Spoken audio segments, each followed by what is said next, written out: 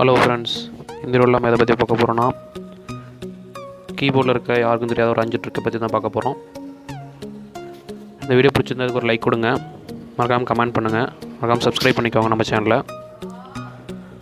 நிறைய பேர் வீடியோ பார்க்குறீங்க, ஆனால் லைக் பண்ணாமல் போயிடுறீங்க. ஸோ நம்ம வீடியோக்குள்ளே போகலாம்.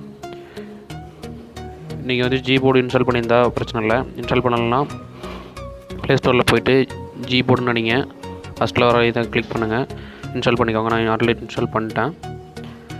ஸோ ஓப்பன் பண்ணுங்கள். வெயிட். ஸோ இதுதான் என்னோடய ஜீபோர்டு. நான் வந்து தீம்ஸ்லாம் மாற்றி வச்சுருக்கேன், அதாவது என்னோடய கீபோர்ட் தீம்ஸ்லாம். இதில் ஃபஸ்ட் என்ன ட்ரிக்னு பார்க்க ஃபஸ்ட் ட்ரிக் என்னென்னா, நீங்கள் இங்கிலீஷில் டைப் பண்ணால் ஆட்டோமேட்டிக்காக தமிழில் எப்படி மாறுற மாதிரி செட் பண்ணுறது.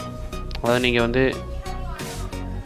இப்போ வந்து இந்த சென்டரில் ஸ்பேஸ் பட்டன் இருக்குது, அதை கிளிக் பண்ணிங்கன்னா இதை நான் ஏற்கனவே செலக்ட் பண்ணி வச்சுருக்கேன். ஸோ நான் வந்து தமிழ் டு இங்கிலீஷ் அதை கிளிக் பண்ணுறேன். நாங்கள் வந்து அம்மானு டைப் பண்ணோன்னா இங்கே ஆட்டோமேட்டிக்காக அம்மானு வந்துடும். இங்கிலீஷில் டைப் பண்ணாலும் தமிழில் வந்துடும். இதை எப்படி செட் பண்ணுறதான் அதை பார்க்க போகிறோம். ஸோ செட்டிங்குள்ளே போய்க்கோங்க, லாங்குவேஜுக்குள்ளே போய்ட்டு தமிழ் டு இங்கிலீஷ் இந்தியா அதை நீங்கள் சர்ச் பண்ணிலே வந்துடும்.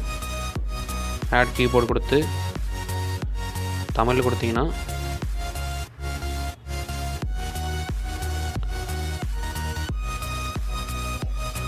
வந்துடும். நீங்கள் செலக்ட் பண்ணிக்கோங்க, தமிழ் இந்தியான்னு இருக்கா அதை செலக்ட் பண்ணிக்கோங்க.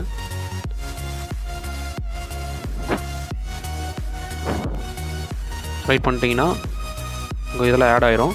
நீங்கள் இந்த உலகம் மாதிரி இருக்குங்களா, இந்த ஸ்பியர் மாதிரி இருக்கு பாருங்கள், நீங்கள் அதையும் கிளிக் பண்ணலாம். அந்த ஸ்பேஸ் போயும் கிளிக் பண்ணி உங்களோட லாங்குவேஜ் வந்து செலக்ட் பண்ணிக்கலாம். இங்கிலீஷில் தான் டைப் பண்ணணும்னா இங்கிலீஷ் செலக்ட் பண்ணிக்கலாம், ஃபஸ்ட் ஆப்ஷனு. இல்லை தமிழ்லேருந்து இங்கிலீஷ் கன்வெர்ட் பண்ணணும் வந்தால் நீங்கள் செகண்ட் ஆப்ஷன் செலக்ட் பண்ணிட்டு சும்மா டைப் பண்ணிங்கனாவே அது பாட்டுக்கு அது ஆட்டோமேட்டிக்காக வந்து தமிழில் மாறிடும். ஸோ நீங்கள் வந்து இந்த ட்ரிக் யூஸ்ஃபுல்லாக இருக்குன்னு நினைக்கிறேன். செகண்ட் ட்ரிக் என்னென்னு பார்த்தோம்னா, இப்போ நீங்கள் ஒரு மெசேஜ் டைப் பண்ணுறீங்க, ஃபஸ்ட்டு லெட்டர் வந்து கேப்ஸில் வருது, மற்றதெல்லாம் ஸ்மாலு, மறுபடியும் கேப்ஸில் போடுறேன்.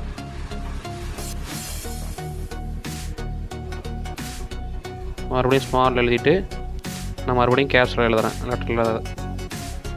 கேப்ஸில் நான் டைப் பண்ணுறேன். இப்போ எல்லாம் டிஃப்ரெண்ட்டாக இருக்குங்களா, ஸ்மாலும் கேப்ஸும் குழந்த மாதிரி இருக்குது.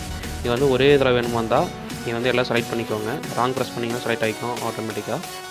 நீங்கள் இந்த பக்கம் ஒரு aeromark மாதிரி இது பாருங்கள், அதாவது லெட்டருக்கு மேலே இந்த லெட்டர், இதை நீங்கள் கிளிக் பண்ணிங்கன்னா ஃபஸ்ட் டைம் கிளிக் பண்ணிங்கன்னா ஸ்மார்ட்டில் மாறும், செகண்ட் டைமு இல்லை கேப்ஸில் மாறிடும், தேர்ட் டைமு ஃபஸ்ட்டு லெட்டர் மட்டும் நீங்கள் ஃபஸ்ட்டு எப்படி டைப் பண்ணிங்களோ அதே மாதிரி டிஃபால்ட்டாக எப்படி டைப் பண்ணிங்களோ அதே இது வந்துடும்.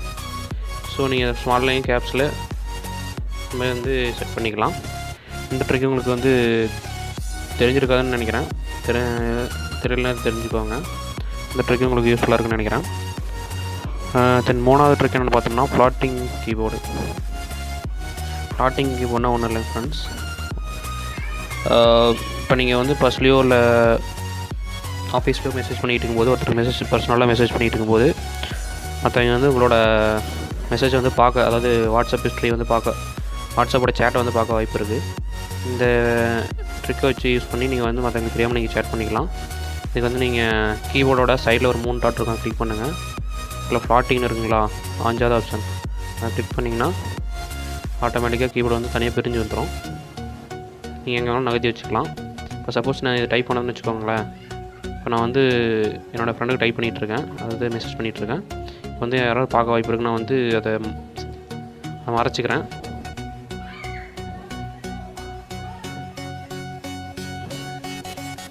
நீங்கள் வந்து இதை அதாவது பெருசு பண்ணி வச்சுக்கலாம், அதாவது அதோட சைஸை அதோட சைஸை கூட பெருசு பண்ணி வச்சுக்கலாம். ஸோ நான் டைப் பண்ணிட்டு அனுப்பிட்டேன். பண்ணிட்டு இப்படி ஹைட் பண்ணிடுறேன், இப்போ யாரும் பார்க்க மாட்டாங்க. இதுவும் உங்களுக்கு யூஸ்ஃபுல்லானதுன்னு நினைக்கிறேன். 4வது ட்ரிக் என்னென்னு பார்த்தோம்னா, உங்களோட கீபோர்டோட தீம் இருக்குல்ல, அதில் எப்படி உங்கள் ஃபோட்டோ வந்து செட் பண்ணுறதை தான் பார்க்க போகிறோம். இங்கே சென்டரில் வந்து செட்டிங் மாதிரி ஒரு ஐக்கான் இருக்குது பாருங்கள், அதை கிளிக் பண்ணுங்கள். கிளிக் பண்ணிங்கன்னா டேரெக்டாக உள்ளே போகும், அதாவது கீபோர்ட் செட்டிங் உள்ளே போகும். இதில் தீம்னு 3வது ஆப்ஷன் இருக்குது பாருங்கள், அதை கிளிக் பண்ணுங்கள். கிளிக் பண்ணிட்டு கீழே வாங்க.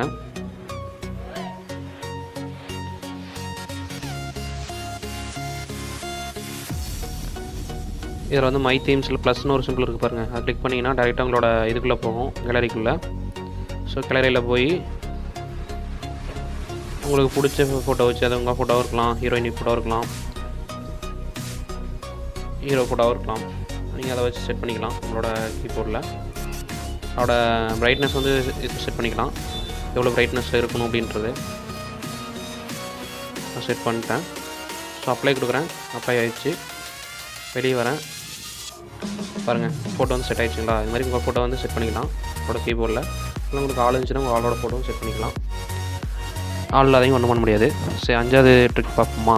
5வது ட்ரிக் என்னென்னா, இப்போ ஒரு சில பேர்த்துக்கு வந்து தமிழ், அதாவது தமிழில் டைப் பண்ண தெரியும், ஆனால் இங்கிலீஷில் வந்து தமிழ் எப்படி டைப் பண்ணுறது தெரியாது. அவங்களுக்காக தான் அந்த ட்ரிக்கு. அதாவது அவங்களுக்கு வந்து தமிழ்லேயே கீபோர்டு தேவைப்படும். அந்த ட்ரிக் யூஸ் பண்ணி நீங்கள் தமிழில் கீபோர்டு வந்து செட் பண்ணிக்கலாம். வேறு கீபோர்டை வந்து டவுன்லோட் பண்ண தேவையில்லை, கீபோர்ட்லேயே எல்லாம் பண்ணிக்கலாம். இதுவும் சென்ட்ரல் ஆப்ஷன், அது சென்ட்ரலில் ஒரு ஆப்ஷன், அதாவது செட்டிங் மாதிரி காட்டுதா, அதை வந்து கிளிக் பண்ணுங்கள், டேரெக்டாக உள்ள போகும். லாங்குவேஜில் போய்ட்டு ஆட் கீபோர்டு கொடுங்க. கீபோர்டு கொடுத்து தமிழ்னு டைப் பண்ணுங்கள். தமிழ் இந்தியான்னு வருதுங்களா, அதை கிளிக் பண்ணிங்கன்னா காட்டுங்களா. அதாவது தமிழில் வந்து நான் ஏற்கனவே செலக்ட் பண்ணி வச்சுருக்கேன். செலக்ட் பண்ணி வச்சுட்டு நான் டன் கொடுக்குறேன். டன்னு, அதாவது ஓகே ஆயிடுச்சு. இப்போ நான் தமிழில் வந்து செலக்ட் பண்ணிக்கிறேன். இது வந்து கீபோர்டு வந்து ஆட் ஆகிடுச்சு. நான் தமிழில் டைப் பண்ணி காட்டுறேன் பாருங்கள். 3வது ஆப்ஷன் தெரியுதுங்களா, இது வந்து செகண்ட் ஆப்ஷன் வந்து இங்கிலீஷில் டைப் பண்ணிங்கன்னா தமிழில் கன்வெர்ட் ஆயிரும். 3வது ஆப்ஷன் வந்து டேரெக்டாக தமிழ் கீபோர்டு வந்துடும். நீங்கள் வந்து இங்கிலீஷில் வந்து தமிழில் டைப் பண்ண தெரியாதவங்க வந்து இதை யூஸ் பண்ணிக்கலாம்.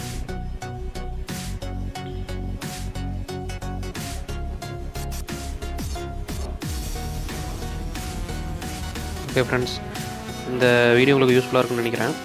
இந்த 5 ட்ரிக்கில் வந்து உங்களுக்கு எந்த ட்ரிக்கு வந்து நீங்கள் உங்களுக்கு பிடிச்சிருக்குன்னு சொல்லிட்டு கமெண்ட் பண்ணுங்கள். மறக்காம நம்ம சேனலை சப்ஸ்கிரைப் பண்ணிக்கோங்க, சப்போர்ட் பண்ணுங்கள். நான் யூஸ்ஃபுல்லான வீடியோஸ் போடுவோம். தேங்க்ஸ் ஃபார் வாட்சிங். Have a nice day. Bye.